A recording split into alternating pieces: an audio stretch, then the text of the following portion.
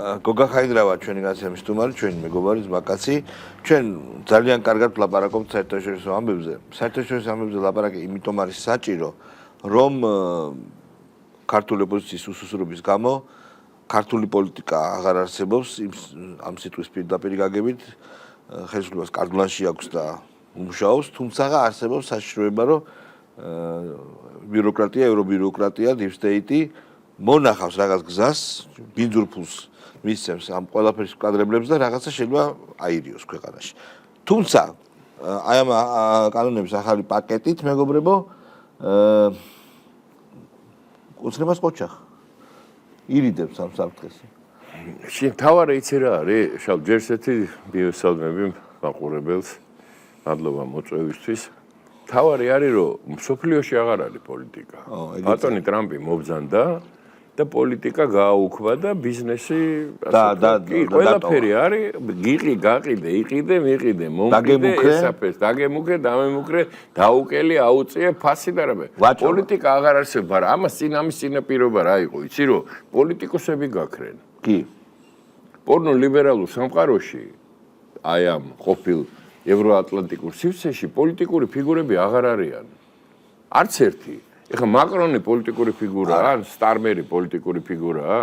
არა. ან მერცი პოლიტიკური ფიგურაა? ეს არის სამარცხვინო ხალხი რა, რომელიც ეხლა ბაგათმაიერებმა იდარდონ და იმ სახელმწიფოებმა, რომელსაც ისინი წარმოადგენენ, მაგრამ პოლიტიკა და ეს გაანალიზა ეთყობა თუ მოვიდა, გადახედა, გადმოხედა, ჯერ ნუ ეხლა დავოსში და მიუნხენის კონფერენციაზე, რაც ამერიკელებმა ევროპას აკადრეს და ეხლა ბოლო გამონათქვამები თუ ვინმე თვალსადევნებს ტრამპი რას ლაპარაკობს, ხო, ნუ ეს თავმოყარეობის ნასახი რო გქონდეთ რა, ნასახი, აი ამ ხელა ელემენტი თავმოყარეობის რო გქონდეთ, უნდა წავიდეს ყველანი. მაგრამ წავიდნენ კიდეც, მაგრამ ჩინეთში წავიდნენ. რიგი დადგა. კი, სიზინპინთან მივიდნენ პაკლონზე მივიდნენ, იმიტომ რომ ხედავენ რომ ჯობიძია გაბრაზდა იმაში სურის, რა ქვია, ლაფში გააურია და წავიდნენ და იქ დადგნენ. შენ წარმოიდგინე, სანამდე დაეცა ბრიტანეთი, ეს დიდი ბრიტანეთი, ლავრომა თქვა კიდევაც ეს დიდი უნდა მოვაშოროთ, კი რა. საწავიდა ყოფილ კოლონიაში, რაც ბრიტანეთს სისხლი და უბედურება დამართა ჩინეთს. ოპიუმის ომები. 80 ხო, იქიდან მოყოლებული. დღეს მივიდა და როგორც შნირი ისე იდგა ხუთდღიანი ვიზიტი გაგიგია საერთოდ ხუთდღიანი ვიზიტი და იქ ტიანანმენის მოედანზე რო დადიოდა თარგმნად და უყურებდა იქ თვითონ არ იცოდა იქ რა ხდება რა შენ წარმოიდგინე სადამდე რას დაემსგავს ეს ევროს კავშირი ეს უბედურ დღე კაია კალასი წარმოიდგინე მარტა კოსი რომელსაც მე ჩემი თვალით ვნახე სპეციალურად შევედი ვნახე ის დოკუმენტები რომელიც ადასტურებს რომ იყო საბჭოთა კგბ-ს აგენტი თავის ქვეყანაში 24 წლის ასაკში წარმოიდგინე ვინ უნდა იყოს ადამიანი რომ ამ ბოროტების იმპერიის სამსახურში ჩადგეს და დღეს ეგ ველაპარაკება დემოკრატიაზე ადამიანის უფლებებზე მე შეუთვალე იმის იმიტომ 4 ქვეყანამ ხო დამასანქცირა რომ ამ ბრიუსელში მათ უთხარი მე ვთხარი მე ვიყავი 5 წლის როდესაც თქვენ დაახლოებით იგივე ასაკში ადამიანები ზოოპარკში დადიოდით ბრიუსელში 1960 წლამდე ბრიუსელში იყო ადამიანების ზოოპარკი ტურები, მელები, მგლები, აისტები და აქეთ იყვნენ ადამიანები, ოჯახები მთელი და ეს დღეს ვინც ხედან ბრიუსელის პარლამენტში ეგენი ბავშვები რო იყვნენ მშობლებს დაყავდათ იქ აჩვენებდნენ იმას აჩვენებენ და ამერიკის შეერთებულ შტატებში 1960 წლამდე საფიფარეშოში აროშვებდნენ შავკანიანებს. ბატონო. სადაც თეთრები შედიოდნენ. და ეს ბეცები, ბიჭო, ეს ბარბაროსები ესენი ჩვენ გველაპარაკებიან ღირებულებებზე, ადამიანის უფლებებზე, მარტა კოსი წარმოიდგინე. კაია კალასი მამამისი იყო სბერბანკის დირექტორი ესტონეთში. საბჭოთა სბერბანკის დირექტორი. შენ წარმოიდგინე, ერთხელ კი არ იყო უშიშროებაში გაფორმებული, 5 ჯერ იყო, რომ ფული ჩაებარებინათ მაგის ესტონეთში. ბუნებრივია. და თან იყო საბჭოთა პროკლამაციების გამომშვები რა ამავე დროს. იმ ოჯახში გაიზარდა ეს ქალი და ჩემი ქმარიო რომ რუსეთთან ვაჭრობს მე არ ვიციო. არა, ეგ ჩემი ქმარიაო ჯერ. ხო, მე რა ვიციო, ჩემი ქმარი ფულს საიდან შეულობს, მე საიდან ეგ თუ არ იცი შენ ოჯახში რა ხდება, საგარეო საქმეთა მინისტრია ევროკავშირის და თავდაცვის მინისტრი არის კუბილიუსი, რომელიც იყო გარბაჩოვის პარტიის წევრი, პირდაპირ ღიად FSB-ს, მაშინდელი KGB-ს თანამშრომელი. ლიტვაში 90-იან წლებში შენ ეს რეგიონი კარგად იცით. დამყოფი ვარ არა ტერლიაცკისის ქვეყანაში, რომელიც 27 წელი იჯდა, წარმოიდგინე. და ეხლა ტერლიაცკისი გამახსენდა და არ შემიძლია რომ არ თქვა. ტერლიაცკისი იყო სინდისის პატიმარი, Amnesty International. კი. მერაბ კოსტავა იყო სინდისის პატიმარი, Amnesty International. რამდენიმე დღის წინ ციხიდან გამოვიდა სინდისის პატიმარი, რომელსაც დახვდა მთელი ოპოზიცია, რომელიც იჯდა 4 დღე. კი. აზე ხარ რა ეწამა კაცი. შენ გესმის რა რეჟიმში იყო კაცი 4 დღე იჯდა. 4 დღე. და გამოვიდა. და იქ დაწერეს რომ გამოვიდა. სინდისის პატიმარი გამოვიდა გარეთ და დახვდნენ ტაშით ბართალია სარეცხი მანქანა არ გამოუტანია ციხიდან ამჯერად. არ გამოატანეს არც მაცივარი. მაგრამ თვითონ გამოვიდა. და თავისუფალია დღეს სინდისის პატიმარი, რომელიც 4 დღე იჯდა. შენ გესმის რა წამებაა გამოვლილი ადამიანს. აი ამ რა ქვია ამას, აი ამ შიზოფრენიაში იმყოფება ეს ნაწილი, ეს სექტა, რომელსაც გონია რომ რაღაცას წარმოადგენს საქართველოში. ხო, მაგრამ აქ ძალიან მნიშვნელოვანი რა არის? მხილება მიდის, მეგონა ჩვენც კი არ ვამხელთ. თვითმხილება მიდის, თვითმხილება. ტრამპი არის ყველაზე კარგი დეზინფექტორი, ასე გამოვიდა. შეიძლება მის დაუნებურად. აი ეს ორმაგი, სამაგი სტანდარტები, როდესაც თავად ლაპარაკობენ, მაგალითად რუსეთთან რო ვაჭრობს ევროპა ნავთობით, ვაჭრობის მინისტრმა თქვა ამერიკის რიჩარდ ისედაც. ანუ მიდის პირდაპირ მხილება. ამ ფარისებლობაზე ლაპარაკს აზრი არა, ეს ყველაფერი, იმიტომ ეს ყველაფერი ყველაზე მნიშვნელოვანი იცი რა არის ჩვენთვის, ამ ქვეყნისთვის. ხო. რომ ეს საზოგადოება, რომელმაც 30 წელიწადი თითქმის მეტი 35. აი ამ უბედურება, ეს უდაბნო გამოიარა, რომელიც გამოიარა თავის დროზე ეგვიპტედან გამოსულმა ებრაელმა ერმა. კი ბატონო. დღეს იმდენად მომწიფდა, რომ აი ამ სიბეცეს სერიოზულად აღარ აღიქვავს.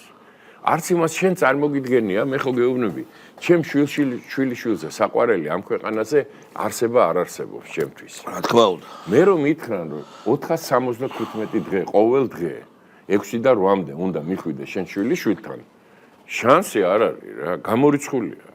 შალვა. ეს რომ მომისაჯო, მაგას ვერ გავაკეთებ, ხო? ხო გეუბნები, აი გეფიცები რა, მისი ეგ არის ჩემი აი მაგით ცხოვრობ რა. სიტყვის აზრი. ანდრეათი რომ აი მოდის და რა ჩემ, მაგრამ რომ ითხრას ახლა ვინ რომ მომისაჯო 427, 718, 727 დღე, ყოველ დღე აუცილებლად ამ დროს უნდა შეიკრიბო. შენ გულისხმობ ეგრეთ წოდებულ ქუჩის გადაკეთებას. ფილარმონიასთან და უნდა მიხვიდე შენ შვილიშვილთან პარლამენტთან, შანსი არ არის. შენ წარმოიდგინე მდგომარეობა ფსიქოლოგიური იმათი, ვინც 495,000 დღე, ყოველ დღე ფილარმონიიდან პარლამენტამდე მიდის და ყვირის არ იქნება მშვიდობა, არ იქნება მშვიდობა. შენ მაგათი ფსიქოლოგიური მდგომარეობა ხო წარმოგიდგენია. ეხლა ძალიან ბევრი სექტა ვიცით და სექტის გამოვლინება ვიცით. იქ არის დღეს აი სადღაც თბილისში ტიპი რო ცხოვრობს. მეფეს რო ეძახიან. ნარიმანი. ნარიმანი. იქაც დგანან რა, ნარიმანი მეფე. ხო, რას ვერჩით იმათ? თუ დგან, არც იმათ, ანსამათ ვერჩი. არა, ესენი აგრესიული. არა, არ ვერჩი ნახდათ, მეწოდებიან ერთადერთ შენ წარმოიდგინე, იქ არის ნაწილი იმათი არიან თინეიჯერებს რო ახალი გადასული, რასაც ახალგაზრდა. შენ წარმოიდგინე, სად უნდა იყო? ნინია კაკაბაძე ეს მამამისი იყო ერთ-ერთი თუ ვინმე ფილოსოფოსი იყო საქართველოში ახლა მამარდაშვილზე არ ვლაპარაკობ ის სოფლიო ვარსკვლავი იყო. კი ბატონო. ნინია კაკაბაძის მამა იყო. დედა მისი ჩემი პედაგოგი იყო ერთ-ერთი კინოცოდნე, მე მახსოვს კი ბატონო. უნივერსიტეტში ვასწავლიდა კი ბატონო. ჭაბო ამერაჯიბის და ნათია ამერაჯი. ნათია ამერაჯიბი. ჩემგან უპატივცემულესი ქალბატონი. თუ შვილი ჭაბოას. თუ და? და, ჭაბუას და.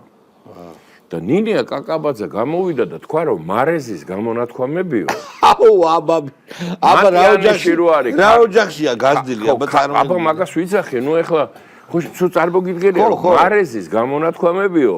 უნდა ჩაწერილი იყოს მატიანეში, რომ საუკუნეების მერე თაობებმა მარეზის ეხლა ეგრო აი რამ უნდა გათქმევინოს ეგ როცა ასეთ ჩობლები ყავთ თუ ამ ინტელექტიდან ხო ამ გარემოციდან ადამიანი აი აქამდეა ჩასული რომ მარეზზე ლაპარაკ შენ წარმოგიდგენია ეგ დანარჩენები ვინც არიან ფილარმონიიდან პარლამენტამდე რო ყოველდღე დადიან იქით-აქეთ რა სად არიან გესმის შენ ისე ვიმეორებ რომ მომისაჯონ 470 დღე თუ რა 7020 ყოველ დღე რომ მივიდე ანდრიასთან აი გარცუდად გავხდები რა ვეთქი თქვენ კარგად ხართ რა როცა მინდა მაშინ მაგრამ ყოველ დღე დადიან ეს არის ან ფსიქიური აშლილობა ან იმის უკან დგას ან ორივე ერთად ხო ან ორივე ერთად სხვანაირად მარტოხული და არ არის თან იცი რა გონია რომ შენ წარმოიდგინე 400 500 7395 დღე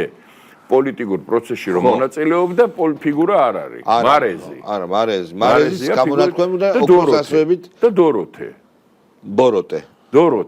ეს იგი მარეზი და დოროთე დაბადა აი ამ 47819 ლაზარე ხო და მაგას გეუბნები შენ ხო არა ლაზარე ის წინა 4 ეს სხვა მე ამ პროცესში ვიდე კარგად ვერ ვერკვევი ამ პროცესში ხო ვერეც ვერკვევი იმიტომ რომ შენ არა თვალყურს არა მე სადავარ შენ წარმოიდგინე რომ აი რასთან აგვაქვს საქმე და რა მოდიან და რა შედეგი არც არაფერი ნებისმიერ პოლიტიკური პროცესი არის პროცესი რაღაცით იწყება რაღაცა ვითარდება, რაღაცა კულმინაცია აქვს, მე ან მიიღებს რაღაც შედეგს, ან არ მიიღებს. ისიც არის ეს ჩვენც მაგალითად ვიყავით 1-5 წელი ქუჩაში მივდივართ, მოვიდეთ, შედეგი ვერ მივიღეთ, წავაგეთ რა. სანამ ბიზინა ივანიშვილი არ გამოჩნდა და სანამ ქართული ოცნებამ ტრიუმფალური გამარჯვება არ იზეიმა, მანამდე ჩვენ ოპოზიციამ აი რამდენი ენერგია, რამდენი ვიარეთ, გადავკეტეთ, რეები არ ვქენით, დაგვანგრიეს, დაგვარბიეს გვაწამეს რაღაცა, მაგრამ შედეგს ვერ მივახციეთ და ეგეც შედეგი იყო. იმიტომ რომ მან დატოვა კვალი, აი ამ კვალს რა არ უნდა გააკეთო. ხო, ჯერ ეს ერთი შეცდომებისად იყო, მაგან დატოვა კვალი და ჯერ ეს ერთი მაგან შეარყია სააკაშვილის, იმიტომ სააკაშვილი იძულებული ვერ მოუგეთ, მაგრამ მოუგებდით, მაგრამ ვინ გაცალა, მაგრამ იძულებული გავხედით, რომ გადამდგარიყო. 7 ნოემბრის შედეგად სააკაშვილი გადადგა. მართალია ჩვენ ვერ ასე ვთქვათ, ვერ მოვიცილეთ ეს ხელი, მაგრამ პროცესში შედგა, ასე თუ ისე. გამოჩნდნენ ლიდერები, ადამიანები, ვისაც ადრე არ იცნობდნენ. ნუ იცნობდნენ, მაგრამ ლიდერებად და მერე შემდეგ ვნახეთ მაგათი ფორმა, მაგათი სახე. შენ წარმოიდგინე 4,759,999 დღე დადიან და დაბადეს დოროთე და მარეზი. აი ეს არის შედეგი. და ამ შედეგმა რა შედეგი უნდა მოიტანოს და ამ შედეგის უკან დგას კოსი და ჰიპერი. სულ მეშლება ხოლმე მაგის გვარი სუტე მინდა პირველი ასე ვთქვა რა. და მანო ჰიპერი გამოდის მაინც. გაიგე შენ ვის და იუნკევიჩიანი და კალასი. და აი ამ მოცემულობამ როგორ შეიძლება რომ რამე სერიოზული შედეგი მით უმეტეს ისეთ საზოგადოებაში რა საზოგადოებად დღეს ქართული საზოგადოება ჩამოყალიბდა, ხო, რომელმაც გადაიტანა უამრავი სირთულე, უამრავი გაჭირვება, სისხლის ღვრა, დაპირისპირება, სამოქალაქო ომი, სამამულო ომი, მაგრამ ეს ყველაფერი გადაამუშავა საკუთარ თავში, საკუთარ გულში, საკუთარ განცდებში და დღეს მსოფლიოს წინაშე ნომერ პირველი ქვეყანა, ამას ვამბობ, სრული პასუხისგებლობით, რომელსაც გააჩნია ღირსება, რომელსაც გააჩნია დამოუკიდებლობა და რომელიც მზად არის რომ თავისი სუვერენიტეტი დაიცვას ნებისმიერი იმპერიის წინაშე. ეს არის საქართველო. გამორჩეული ქვეყანა არა მარტო რეგიონში, არამედ მთელ მსოფლიოში. ამას ხედავს უყველა. იმიტომ არის ეს გააფთრებული შეტევა.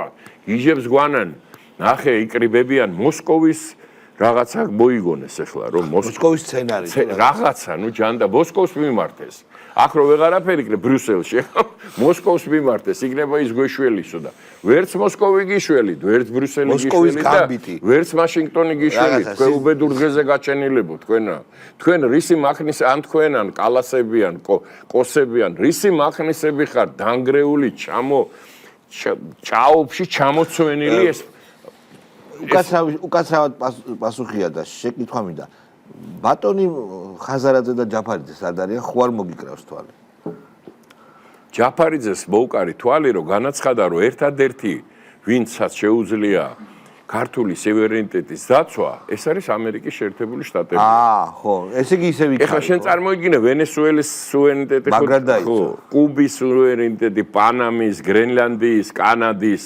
როგორ იცავს ესე იგი ჯაფარიძეს გაგებით შენ გესმის სად არიან საერთოდ რას წარმოადგენენ ვინ არიან რა შენ გესმის რომ დღევანდელ დღეს ხო ადრიზე ვლაპარაკობ არა შენ იმ გირჩი ჯაფარიძეზე საუბრო ბადრი ჯაფარიძეზე საუბრო ბადრი თქვა რომ ამერიკაში ბადრი მაგერაბაქ რა კარგი რა გირჩი ჯაფარიძეს ერთადერთი შარლის ჩახდა და შეტევაზე წასვლა შეუძლია. ზადნით. კი, ზადნი ходит როგორც წესი. ამაზე ლაპარაკი არ არის. იმის წარმატებები ყველამ ვიცით, კაცო. ეს ჩანს პირდაპირ მე LGBT-ს დროშას რომ ნახავ, იქვე ნახავ რა ხდება იქ ჯაფარი. ანუ ბადრი უკვე ესე ასეთ ორბიტაზეა, რომ ესოდენ მნიშვნელოვან გეოპოლიტიკურ ხო, არა, ნუ მე რა მინდა, იცი თქვა რომ შენ გესმის ვინ წარმოადგენენ ამ იმან. ამიტომ იცი როგორ მოგვისწრო, ბედზე მოგვისწრო, რამდენჯერ აი ამ გადაცემაში მithქვია შენთან ერთად. ყველაზე დიდი პრობლემა საქართველოსი არის, რომ დღეს მართლ პარტიას არ აყავს ოპონენტი. კი.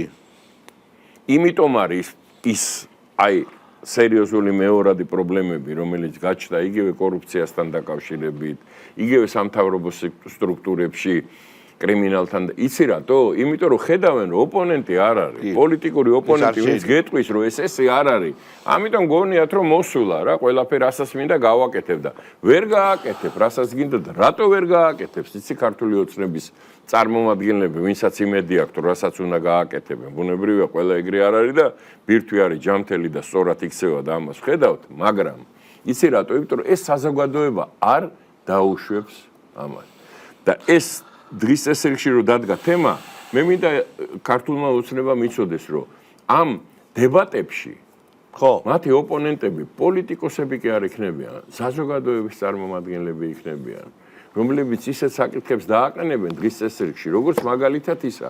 მე ძალიან მინდა, რომ არა მარტო მინისტრის განცხადებით, არამედ სერიოზულმა ადამიანებმა, ვინც კარგად ერკვევიან განათლების სისტემაში, მე დამისაბუთონ, რატო უნდა გაერთიანდეს პოლიტექნიკური ინსტიტუტი და უნივერსიტეტი.